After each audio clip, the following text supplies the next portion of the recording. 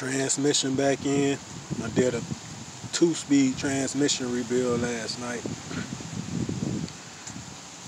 So this part 2 of that. Just gotta let the Loctite dry. See how good it's shifting. Other than that, hopefully I can get a good shift now. Yeah. Once the Loctite dry, I have another update video. New tires, I'm almost gonna tore them up.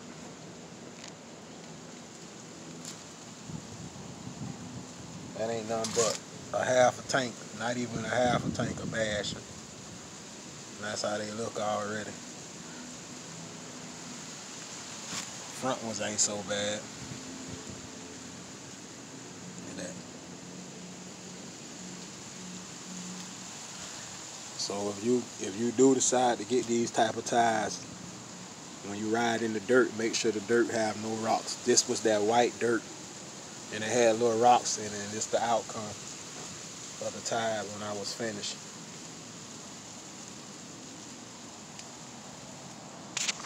So if you do get the RC Max tires, stay off of rocks, or stay out of dirt with rocks.